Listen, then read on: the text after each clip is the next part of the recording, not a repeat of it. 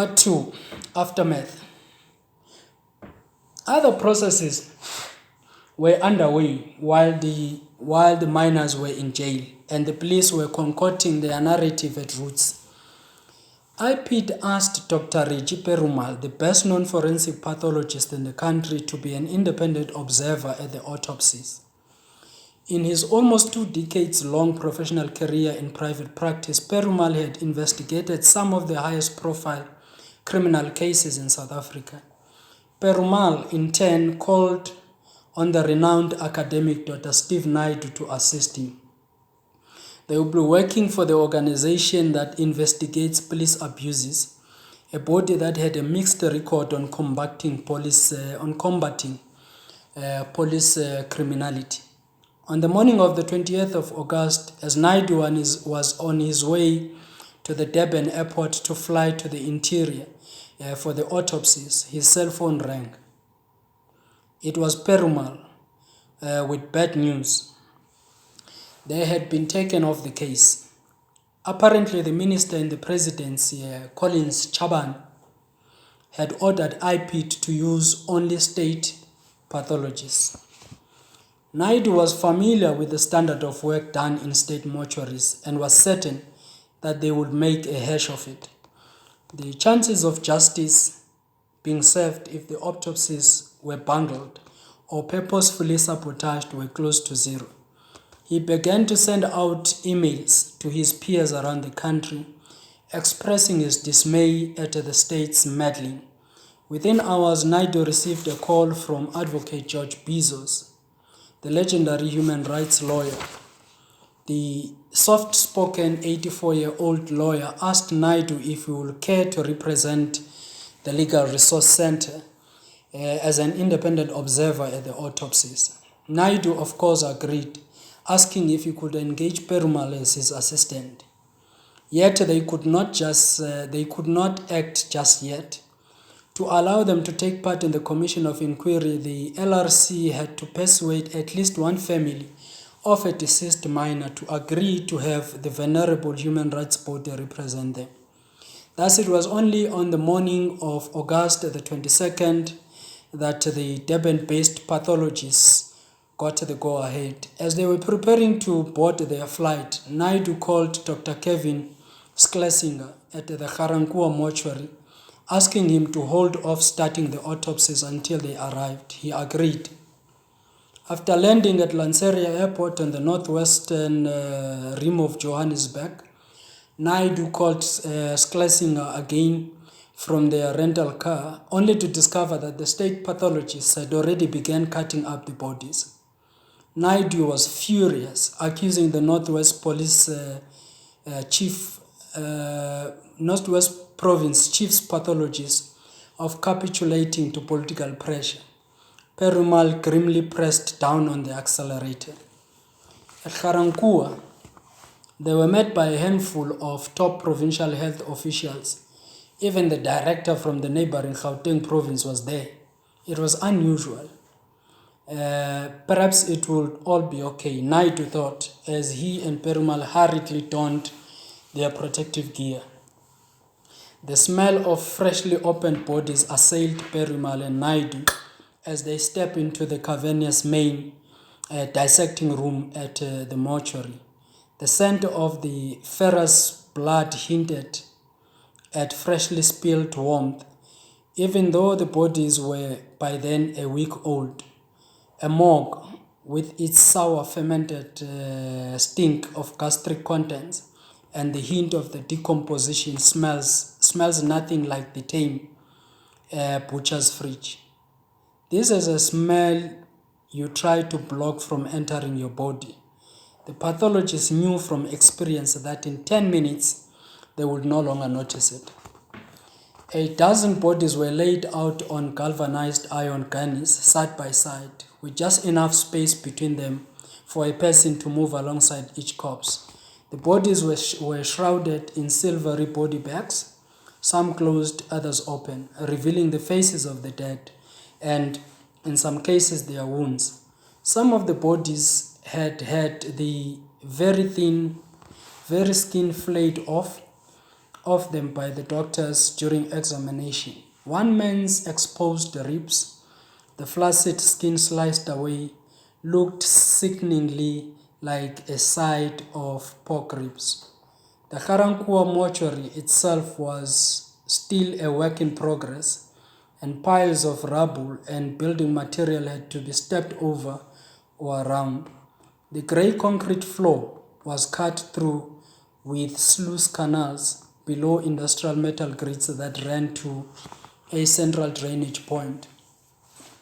Teams of pathologists, technicians, and assistants, their faces all hidden behind medical masks, were busy on the corpses. Some had their shoes covered by cloth booties, while the more experienced or fastidious wore Wellington boots. It took a few seconds for the pathologists to recognize their peers among the group.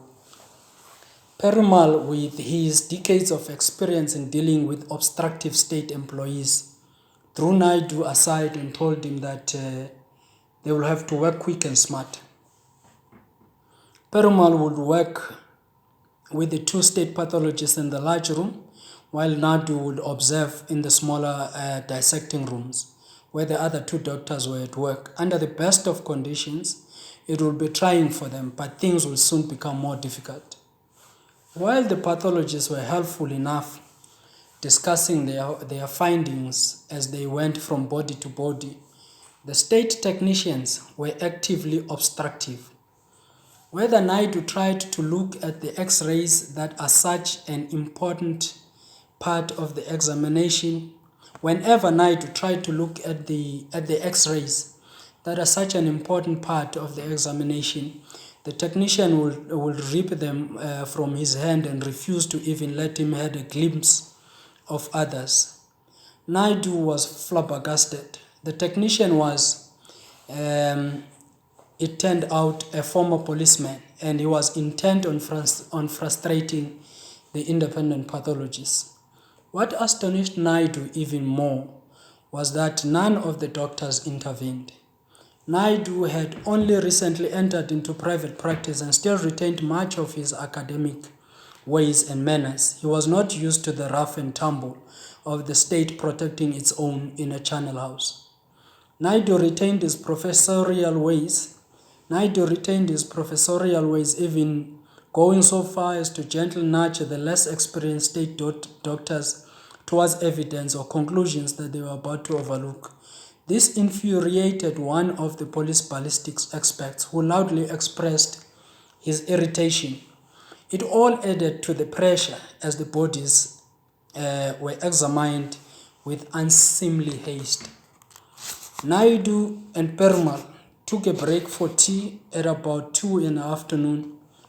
As is customary, the tea was served in the offices adjoining the morgue.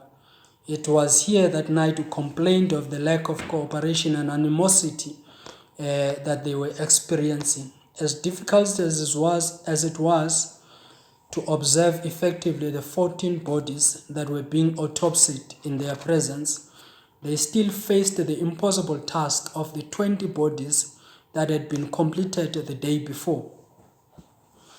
The mortuary officials were insisting that the bodies be loaded and be taken to the funeral home, denying the independent doctors a chance to examine them.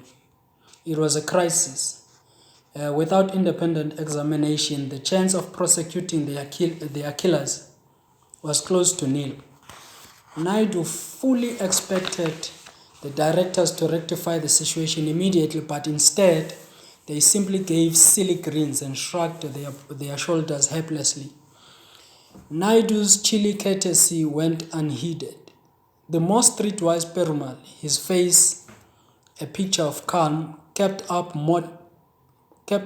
more diplomatic front, appearing not to be bothered by the obstructions they faced. As they left the office, Perumal whispered to Naidu that there were ways to get these things done. Don't worry, I know the Pokeng mortuary guys who are helping and have asked them for help, he said.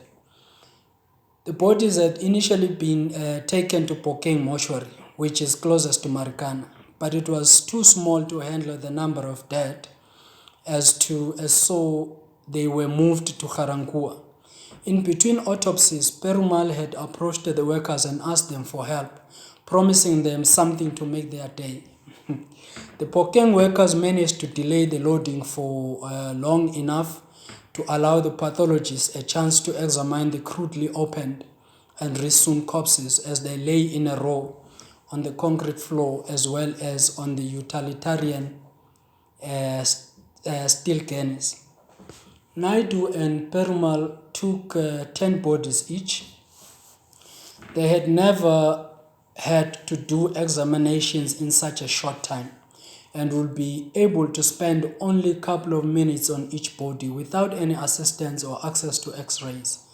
Naidu had a surgical glove on one hand, which he used to turn the bodies he examined. He used his other ungloved hand to operate a digital camera. In his pocket, his recorder ran, capturing his observations and notes. He rushed through the line of bodies, sweat dripping off his face and onto the corpses. In the background, he could hear the harsh, hectoring voice of the white X-ray technician, the former policeman, bullying the black workers to load the bodies now. The old racial power dynamic continued to play a significant role, and the workers could no longer resist the order. They began to load the bodies. Perumal managed to complete a hurried examination of each of his 10 corpses, but Naidu viewed only 8 of his 10. He was distraught that perhaps one of the miners he had failed to examine would have provided a vital clue of what had actually happened in Marikana. As it turned out, one of the unexamined bodies had in fact been shown separately to Naidu by one of the state pathologists who had wanted to discuss a matter of forensic interest. Thus, only one of the 34 bodies was not seen, even briefly, by the private pathologist. One of the actual autopsies that Naidu did manage to view was of case 577. As is usual, none of the bodies were named, the case number being the only identification. Case 577 was an extremely thin fellow with little moustache and a wisp of goatee beard. Unknown to Naidu then was that the dead miner's name was Henry Mvuyisi Padu, the 34-year-old general worker employed at Lonmin's Hosi Shaft. Pato's wounds were unusual enough to stand out in Naidu's memory of the bodies he saw that day. Pato was the man whose body was found in an enclosed maze of boulders and trees at Small Kopi, or the Killing Kopi as it came to be known. Pato's body was erroneously designated N, as already discussed. It was the location of N that most aroused suspicions as to what actually happened at Small Kopi. To the layman, it seemed as if Pato had been trapped while hiding among large boulders in a thick tangle of low trees. Even without access to Pato's autopsy, the geography of where the body N was recovered strongly suggested that he had been cornered and executed either at close range or from some distance. There were 2 bullet wounds. The first was a laceration to Pato's hand. The second was a high-velocity gunshot wound to the neck that entered at the rear of the neck, directly on the spine.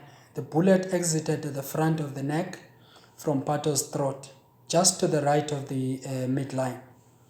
In Naidu's experience, from the killings fields of Bosnia to South Africa's own police hit squads, this wound suggested an execution from the rear, with the victim using his hands to shield himself.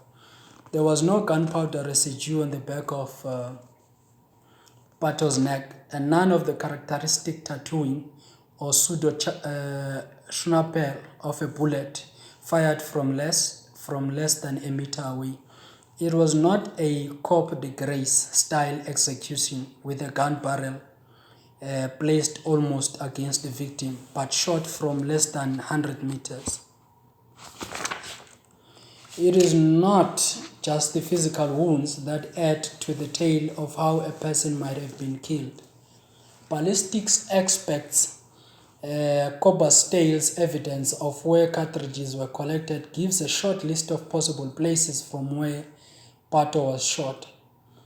In a scene as complex as Scene 2, where there are multiple bodies and multiple shooters, all the forensic pathology and ballistics evidence has to be mapped and interpolated. While this cannot pinpoint the shooter, it can exclude some possibilities. One testimony from the commission had been heard and cross-examined. It became clear that Pato was most likely shot from the larger remnant boulders to the west at a distance of between 20 and 30 meters away. This was where Major General Ganassi Naidu had led the group of NIU members. This chapter on the aftermath ends here.